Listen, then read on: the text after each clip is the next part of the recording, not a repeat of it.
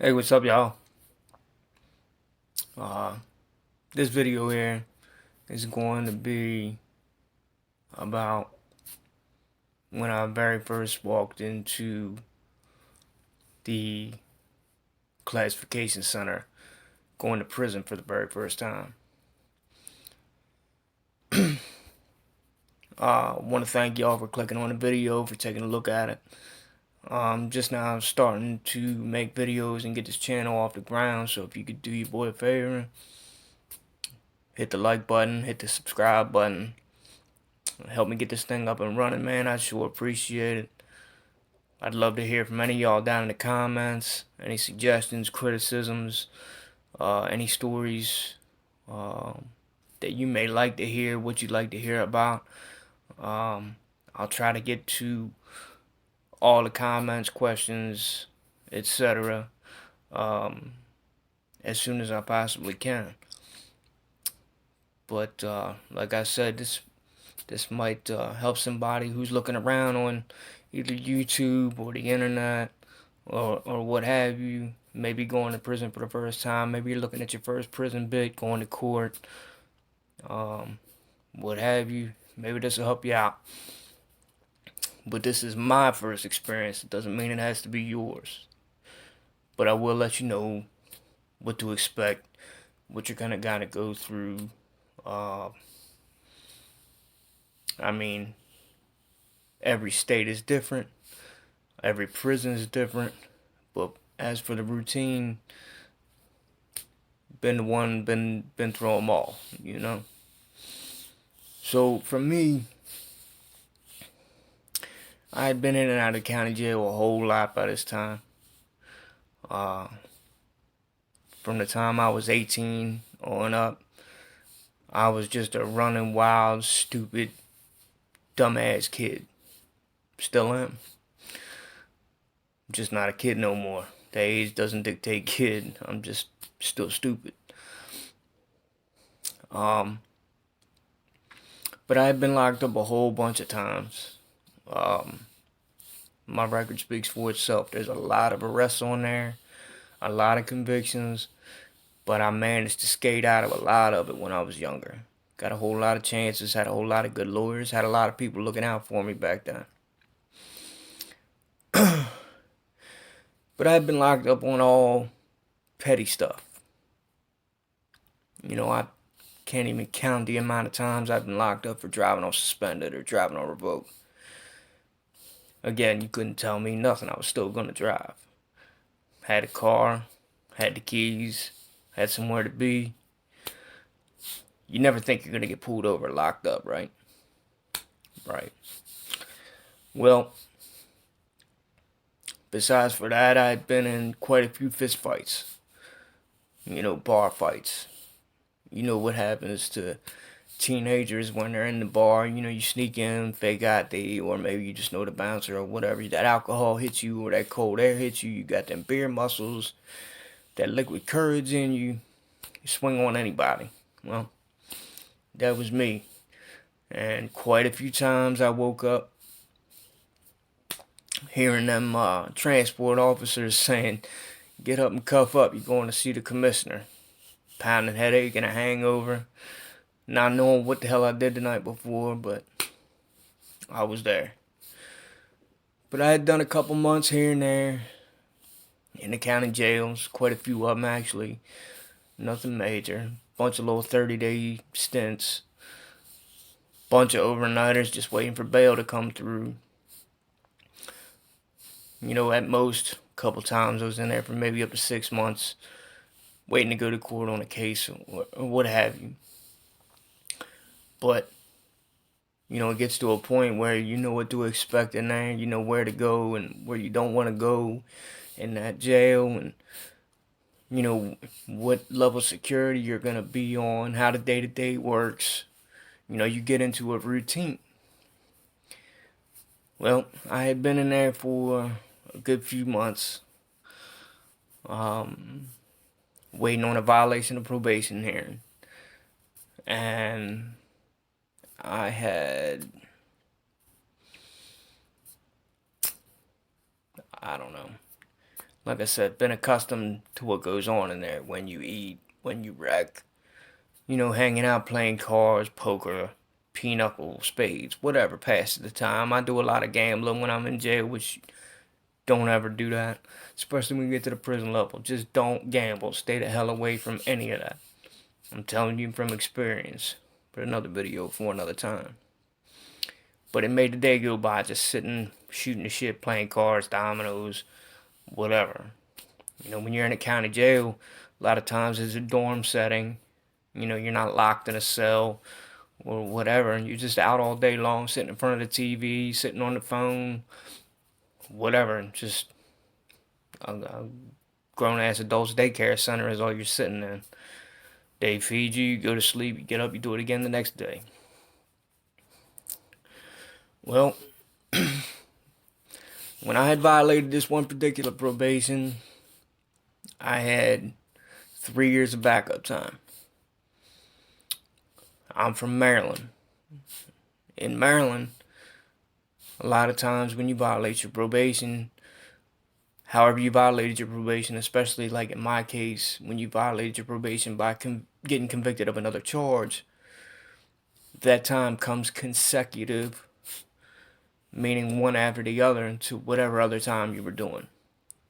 So I had my little 6-month sentence that I had done, and I had 3 years of backup time hanging over my head for the violation of probation. Towards the end of it, I went to court for the violation of probation. Like I said, I had 3 years backing up. And this was the first time I had really ever got my wings clipped like that. But the judge didn't give me all 3 years. He gave me 2. Well, anything over a year and a day in the state of Maryland can be considered DOC time, unless the judge deems it otherwise. He might say 18 months county jail. Or he might say 18 months Department of Corrections. For me, he gave me the 2 years, so there was no distinguishing. I was over the 18-month period, or the 18-month mark already at the 2 years, so DOC, here I come.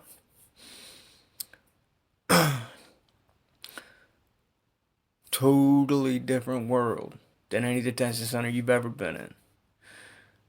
And where you have to go to is a place called Classification Center, or a diagnostic center as they call it in Maryland. It's called MRDCC, Maryland Reception Diagnostical Classification Center. It's where they're going to send you. They're going to look at your record. They're going to look at your charge. They're going to look at your times in jail. They're going to look at everything you can think of to determine what security level you need to be. And that determines what jail you need to be in. Well, when that day finally comes, they grab you. Right after breakfast, you barely got to sleep out your eyes. You might have just finished your breakfast tray. Or in some cases, you might not even get to breakfast until you get down to the receiving bullpen where you wait to go to court or to be transferred to another jail or whatever. So it's about 4:30, 5 o'clock in the morning. They call my name. Pack it up. Well, us knowing the routine in that jail, me knowing the COs, etc., etc., I already knew I was going that Wednesday morning. So my stuff was already packed up. I had given all the stuff away that I wasn't allowed to take. Your commissary, because they don't want you smuggling stuff in it. They don't want any food going rotten. Whatever. It's all back to the money. Buy fresh commissary at another joint. You're spending more money at another jail rather than bring, boatloads of commissary you might have had in another jail, so you don't have to spend no money. Prison is a business. So, they chain you up. They put you in a van. You're not going to see the real prison bus yet because you're not going to a big boy prison yet.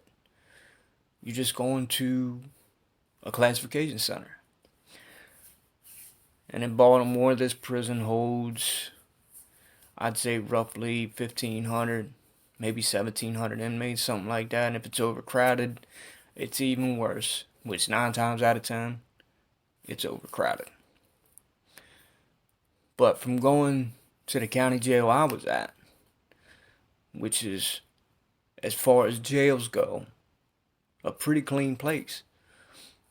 For the most part, it's run by mostly white folks. It's out in the county. You know, it's not in the hood. You get the idea. But now you walk into a prison in downtown Baltimore City.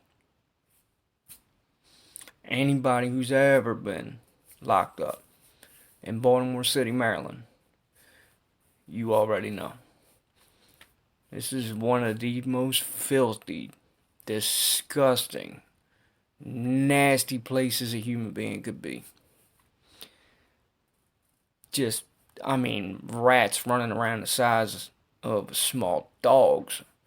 Just roaches crawling on everything. It doesn't look like anything's been cleaned with any type of cleaning solution in the past 20 years. It's just disgusting.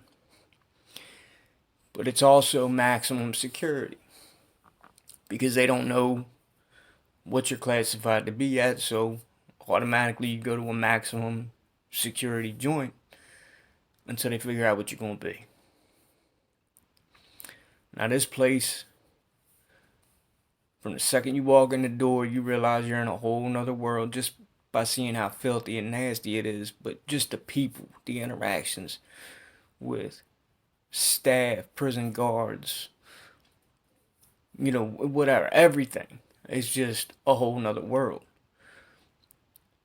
First and foremost, you're not dealing with any type of people that give two fucks about what you are, who you are, where you come from, what you did. They've seen it all. And you're talking about a couple different kinds of people. Most of them are immigrants from Africa. You know, they come over straight from like Liberia in Africa. I mean, they literally grew up fighting lions and tigers and all that. You might think I'm joking. It's funny, but it's not funny. These guys really did that. They come over here and they see what we have in the prison system as a luxury compared to what they grew up with. And they feel as though it's part of their job to punish you even more than you're already being punished. So they don't give a fuck what you got to say. They don't care what complaint you have. If you're not dying, don't come to them. Just don't. And then you're smack dab in the middle of Baltimore City. So the COs that are American, most of them are from the hood. They're right there in Baltimore City. So you've got them hood acting, neck popping, gum chewing, you know, ratchet ass women as COs there. Most of them about 350 pounds of fat, obnoxious woman.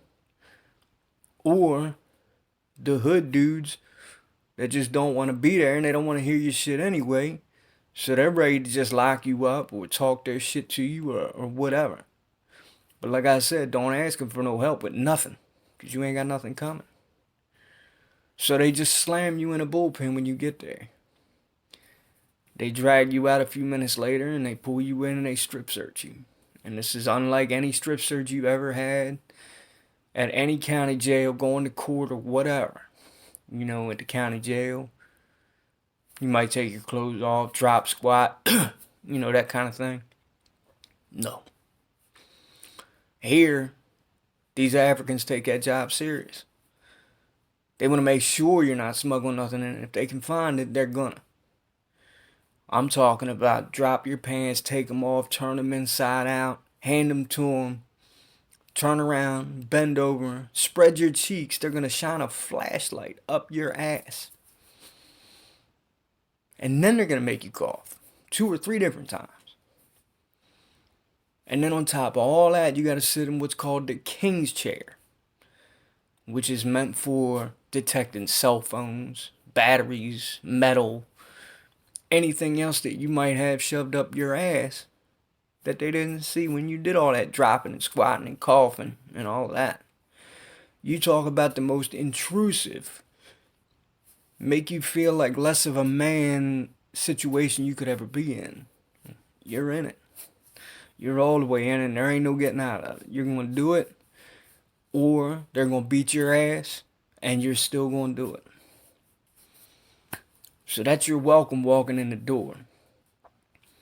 So after you get stripped, now you're going to go into another little room. You're going to strip back naked, all the way naked again. You're going to give them all your clothes, every last one of them. And they're going to hit you with either a powder or a solution. You got to wash your hair with, wash your everything with. Anything that has hair, anything. To make sure you ain't got no lice or nothing lashed on to you that you're bringing into the jail with you. You get where I'm going. So now you're going to go sit in this little ass bullpen. Oh, I apologize. You'll get a phone call. It's a free phone call for those inmates who might not have means to put money on the phone or what have you, which you're going to need, or you're not going to be calling home. But you get a little 5-minute phone call to let your people know where you are. Because ideally, your people don't know where you are. They don't know that you've been transferred to prison until you've already been transferred. So that you can't plan no escape or some crazy movie shit like that. So you let them know where you are and then you're back in the bullpen. Probably about 20 or 30 of you. Because on intake day, they're bringing you from all kinds of different prisons. This is the one single place that every inmate goes from every detention center in Maryland comes to this place to get classified so they can decide which of the 20 some odd jails or prisons you're going to wind up in the state of Maryland. Now, you've been through the strip search, you've got your phone call, you got a bag lunch that you wouldn't feed a stray dog on the side of the road.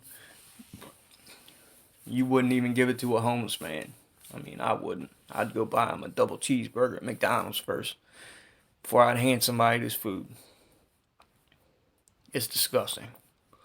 And that goes for all food in Baltimore, period. At any facility in Baltimore. Just disgusting, nasty, just horrible food.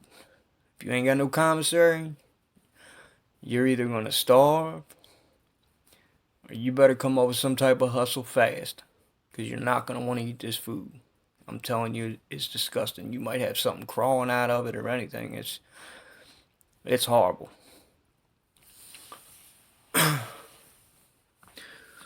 So, after you've been through all that and several hours of sitting in this bullpen that might be the size of a good sized bathroom in an upper class house, 20 or 30 dudes, trying to find little spots to lay on this nasty, disgusting floor, or, get a spot on one of these little benches that might seat 4 people, and trying to get somewhat comfortable while you're sitting there for 6, 7, 8 hours. You might be there for longer than that.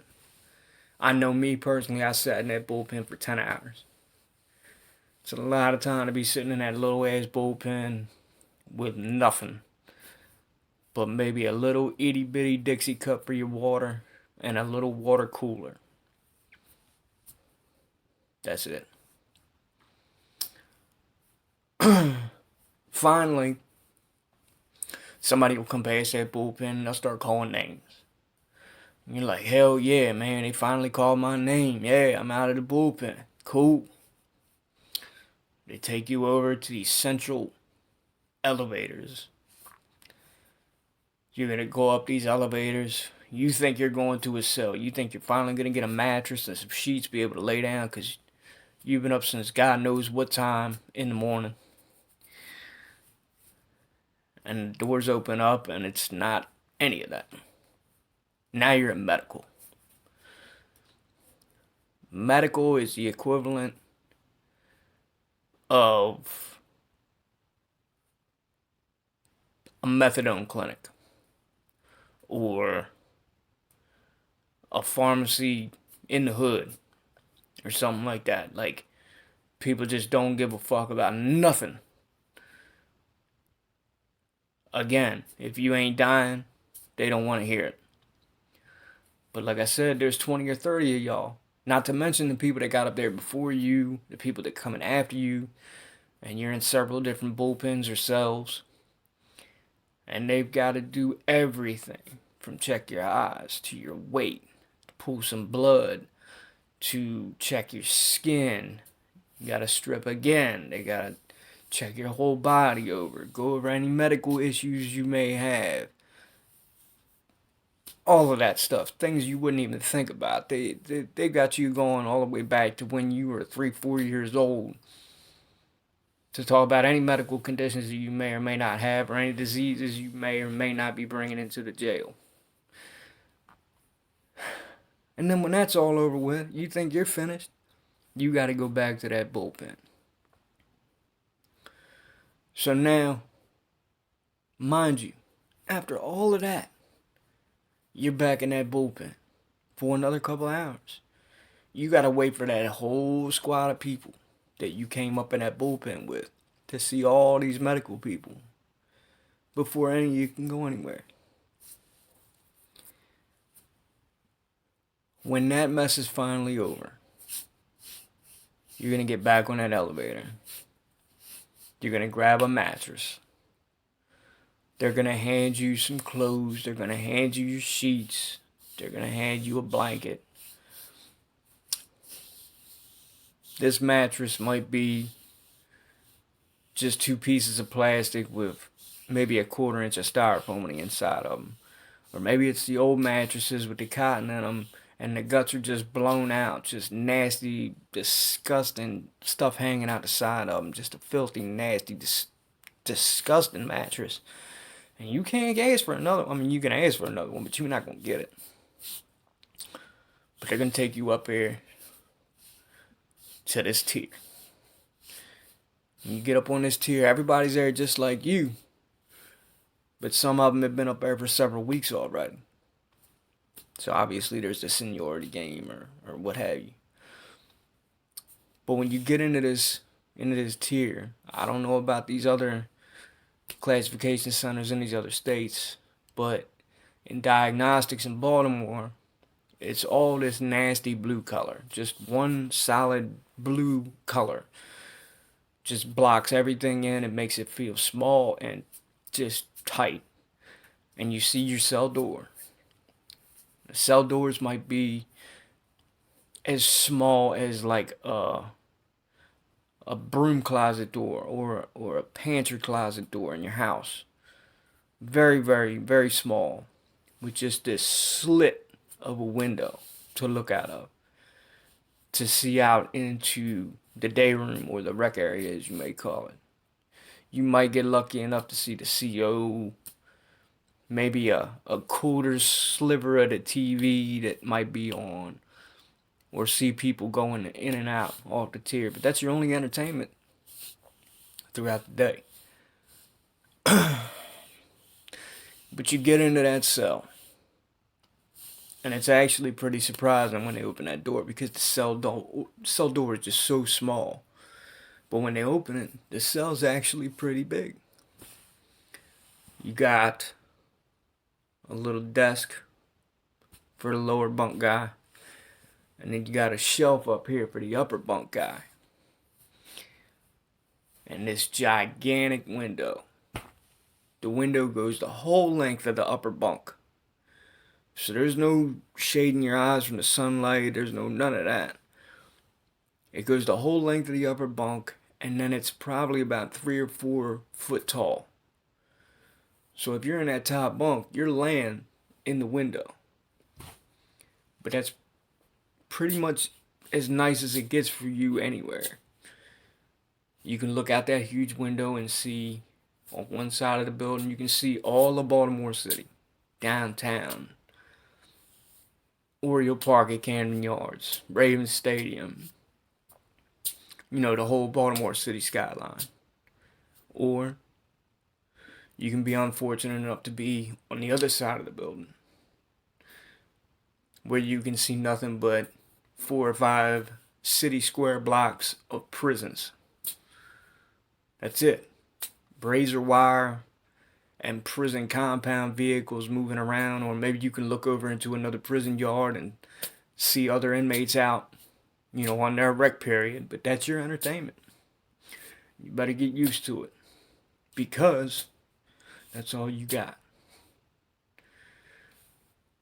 There's no whole lot of rec when you get to a place like this. The idea is they keep you locked down because they don't want you intermingling with a whole bunch of people. Some might be minor league time, like me, having the 2 years. My cell buddy might have life. Might be maximum security. Maybe he's in there for murder, armed robbery. I was in there for assault, and so on and so on. A lot of times they try to keep the upper time guys up on a higher floor of the prison because this place goes seven floors tall. But a lot of times they don't have any room, so you get in where you fit in. So like I said, you got the bottom tier and you got the top tier. The bottom tier might come out in the morning for their rec period, which might turn out to be 2 hours if you're lucky. If you get all of it. No fights happen. Nothing stupid happens. Commissary doesn't come. Medical person doesn't come, and you got to lock down for all of this stuff, so you're not getting any time on the phone or out of the cell or what have you. And then the next day you'll come out at nighttime, which might be from like 6 o'clock to like 9:30, 10 o'clock. Same scenario.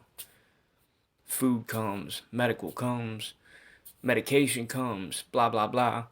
For whatever reason, you got to lock down, and you lose whatever amount of time. So from the times that you're not out at rec, talking between roughly 9:30, 10 o'clock in the morning one day until 6 o'clock the following day, you're locked down. So you're talking 30-something hours at a time, locked down in between your rec periods. You can't get a shower but once every other day, if you're lucky. It's just get comfortable in that cell. Now for me, I got lucky with my first cell buddy. My first cell buddy was a good dude. He had about 12 years to do. He had been in prison multiple times. So he put me down with a lot of stuff, man. How things worked in the classification center. We call it diagnostics. And how things worked at whatever prison I was going to go to. Now, me being 2 years, I was going to go to a minimum security or a pre-release facility, provided I didn't fuck it up somehow. Which I did. Another video, another time. But that goes into my next cell buddy. Tell that story on another video. Needless to say, I fucked it up. And I didn't wind up going to no medium or pre-release security facility. Let's just put it that way. But you're going to be in there for at least 2 to 3 weeks. Sometimes upwards of 4 weeks to 6 weeks, if you're lucky. Because the prison system's so overpopulated. You're going to be there a while. The best advice I can give you is play it cool, fall back. Don't get in anybody's business. Don't take anything from anybody. Don't make any deals with nobody. If you don't have it, go without it. Until you can get it. Your own way. Purchase your own commissary. Don't let nobody put you in a trick bag. Because everybody, when you get to that level, is looking for any means they can to come up. And if that means coming up off of blood coming out of your head, they're going to do it.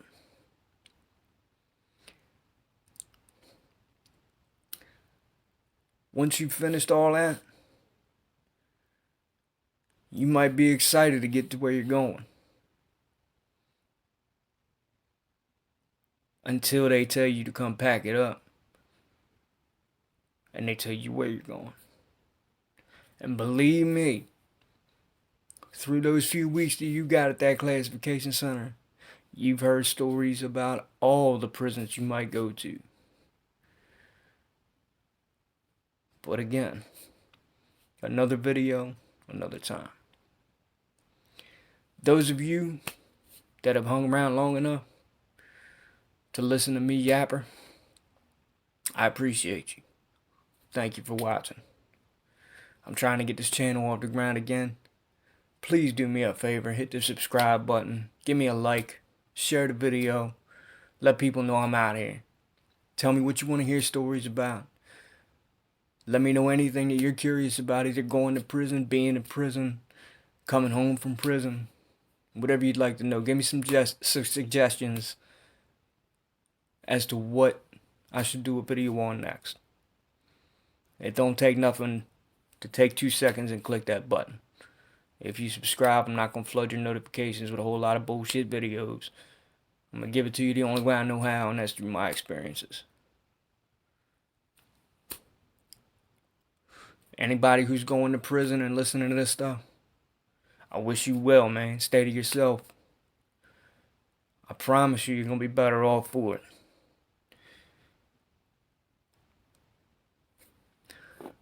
Y'all take it easy.